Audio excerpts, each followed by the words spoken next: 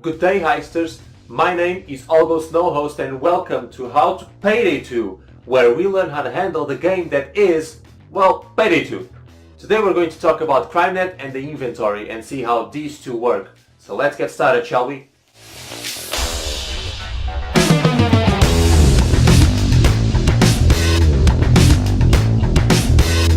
Now, first we're going to see how CrimeNet works. So I'm going to head over to CrimeNet offline so we don't get spammed by online games. Now, if you already know what all of these buttons do, then you can safely give this video a pass as you won't learn anything new. Also, if you know what all of the inventory does, again, you can give this video a pass. If you are in doubt of what a particular thing does, then don't you worry because we're going to learn what every single button does so you are not in doubt anymore. So let's start with the basics. Well, literally, the basics. Flash drive and get the coke. First is stealth heist, second is the loud heist. You will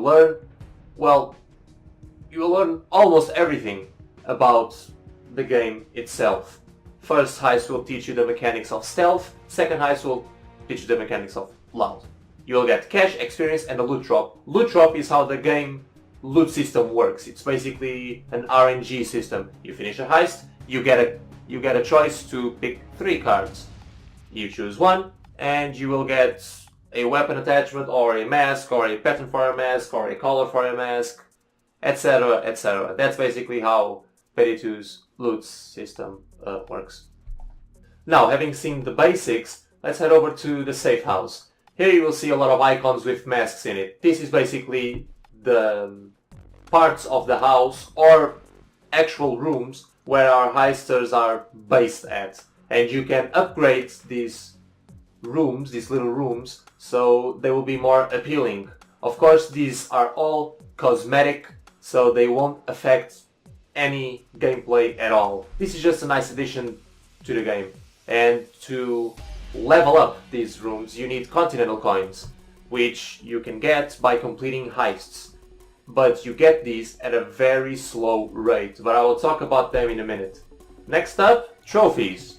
Now these, like the icons in the safe house, are just visual additions to the game. They don't affect the game at all. It's just to make your safe house more appealing. Moving on, we have side jobs. Now side jobs are literally side objectives that you can complete to get money, weapon mods, or masks, or even stat boosts and team boosts. Now, having seen what the safe house button does, let's move on to the offshore payday. Now, offshore payday is another way of getting, for example, weapon mods. Let's imagine that you are in need of weapon mods. So you can go here, you choose weapon mods, and then you choose how many cards you want to have weapon mods in them. So if you just want 1 card, you will know that one of the 3 cards will have a weapon mod. If you want 2, you know that 2 cards will have it, and 3, basically all of them will have a weapon mod. Now, this is to replace the loot system where you finish a heist and you get a choice of 3 cards, you choose one, and then something random drops. Here, basically, you don't need to finish a heist, you pay from your offshore account. Now, you must be thinking, offshore account, so there are 2 types of account, or 2 types of money, or 3 types, or 4 types of money. Well, actually, there are 2 types of money here.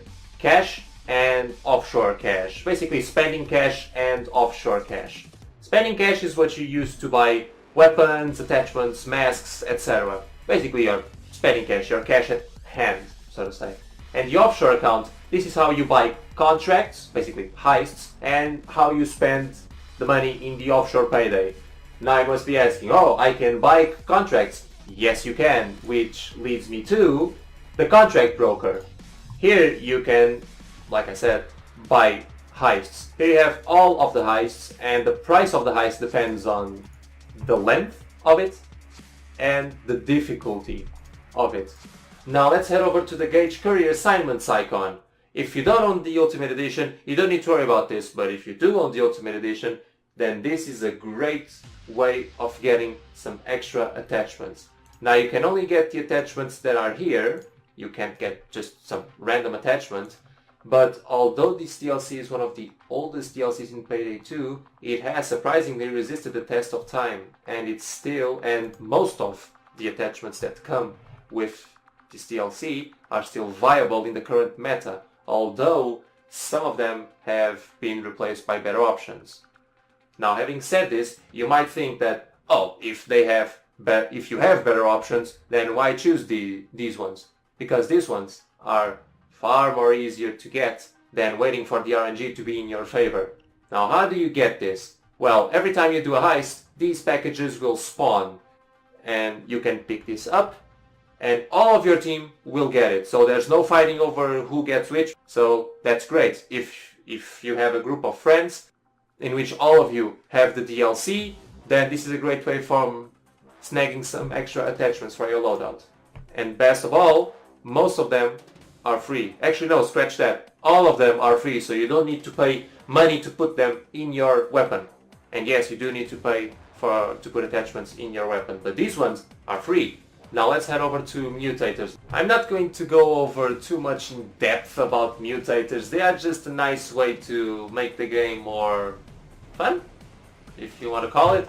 Now you can see here the yellow button, crime spree. Now you see here that I have an ongoing crime spree, but imagine that there is 0 there, which is what you should see, 0.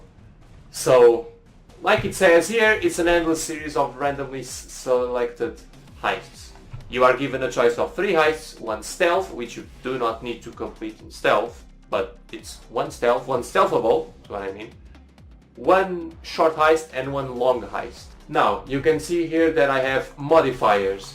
They are not exactly the same as mutators, they are basically soft mutators. So, as it says here, heisters need to be at least level 60, or in Infamy 1 to be able to pay the Continental Coin fee, which is 6 coins, to start their crime spree.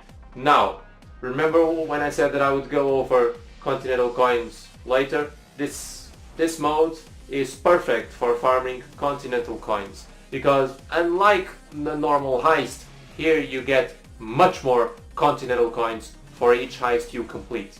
Now keep in mind that if you fail the heist, or if you leave, you will lose your chain, so to say, your chain of heists, and you need to pay a Continental Coin fee, which won't be 6, it will be more, depending on how much your crime spree level is. Doesn't matter how you lost, you can still claim your rewards. So don't worry if the game crashed or something like that. You won't lose your rewards. You will just not be able to continue your spree unless you pay the Continental Coin fee, which will be a big amount or a very small amount depending on your level.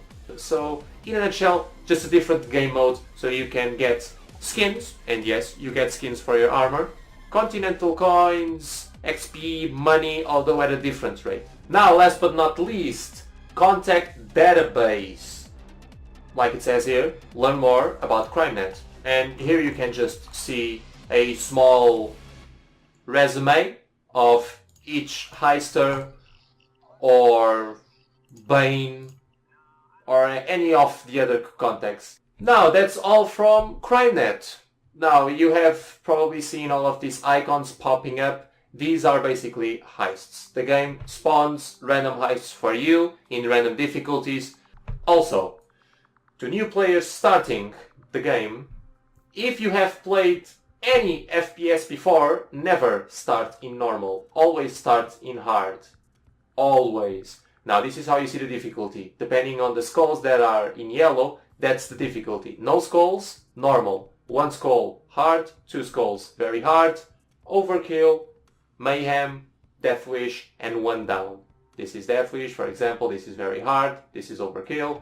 So, like I said, start in hard if you have played an FPS before. Any FPS, doesn't matter which.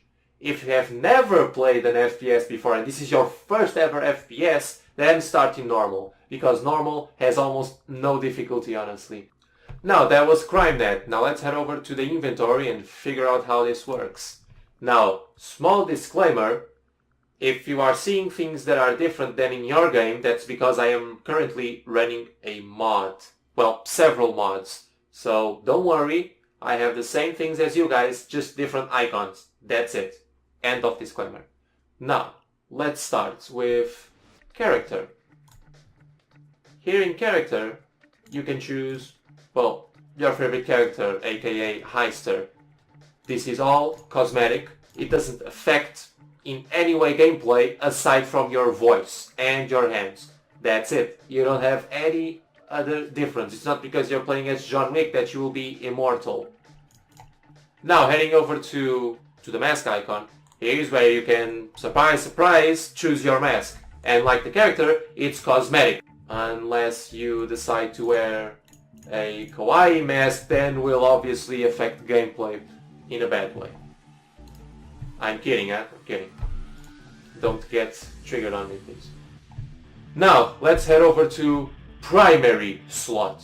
Or primary, whatever you want to call it.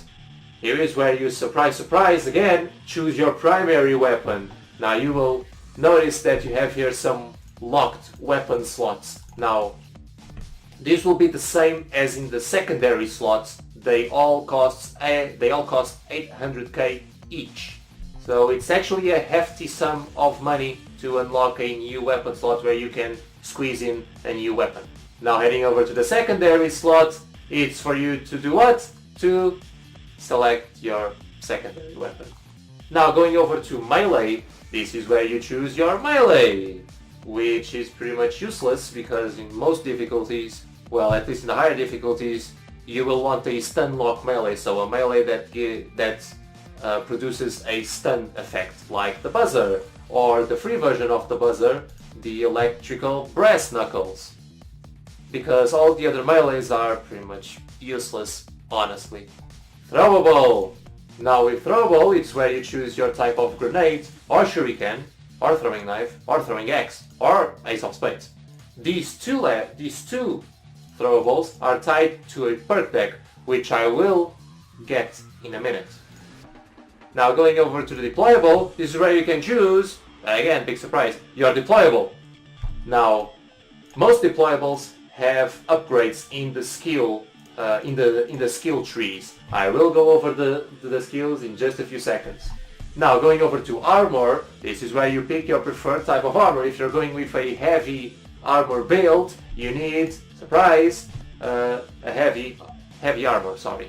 And if you're going with a dodge build, you need a suit. Or if you're going with a group build, you need a lightweight ballistic vest, and so on. Pretty self-explanatory. Now going over to skills. This, however, is not very self-explanatory. I will go over skills in a future video, depending on the weapons and the type of build that you want to play. But the skinny of skills is basically this. In the medic tree, you have skills that help you with your doctor bag and inspire. Now in controller, this is where you can get skills related to converting cops or simply dominating cops. And yes, you can convert cops to your side. Now going over to the sharpshooter, this is more related to single fire weapons. So weapons that fire in a semi-automatic fashion, because most of these skills will not affect automatic weapons. Now heading over to the enforcer skills, you have on the first tree, shotgunner. Big surprise, it affects shotguns. Next one, tank. This one is more related to heavy armor builds, where you can unlock the ability to wear the heaviest armor in the game. Ammo specialist is related to ammo bags. Now going over the technician skills, under the engineer tree, you have skills that affect mostly sentries. Now on breacher, you have skills that affect drills, mostly, and skills that affect trip mines. On oppressor, you have the skills that affect automatic weapons, at least most of them, and most of the skills are directed to automatic fire weapons. So I'm talking about assault rifles, submachine guns, and so on. Now going over the ghost skills, under shinobi, you have skills that affect stealth, and this tree is almost 100% related to stealth. Under Artful Dodger, this is where you can get skills related to movement, dodge, and taser evasion, sort of. In Silent Killer, you have skills that affect your crit chance and your silenced weapons damage. And these two skills related to silencers, silenced weapons, damage, accuracy and stability are very, very important. And with time, you'll find out why. Under fugitive skills, you have the Gunslinger tree, which affects pistols! Yay! Including akimbo pistols. So if you are running a pistol build, this is your go-to skills basically. Under Revenant, these skills affect survivability. So what happens after you get up, or actually a chance to get up on your own, or a chance to kill someone and get up. And last but not least, under Brawler, these skills affect your melee combat. Most of them at least. Now last but not least, perk decks. Now in the current meta, perk decks are actually very, very, very important, and most of them will define your build, basically. Perk decks started out as a nice bonus, now they are basically essential and they determine the path of your build. Funny. Now, like I said, some of them determine the path of your build, like Rogue. Rogue means that you will have dodge chance, which means that you are forced to have a suit, which means you are probably going to be running around with a crit build, carrying actually high concealment weapons. So, as you can see, some perk decks will determine your build. Aside from these two, Kingpin and Sicario, these two are tied to these two throwables that I was talking about previously. Smoke Bomb is tied to the Sicario perk deck, and Injector is tied to the Kingpin perk deck. And these two perk decks revolve around using these throwables. So do keep in mind that. And I do believe that is everything from inventory and CrimeNet. Now this video was more directed to new players, but the next video will be full-on, in-depth, proper tutorial or breakdown or whatever you want to call it of the game. So stay tuned, and I do believe that is all from me. So thank you for watching, keep those helmets flying, cheers.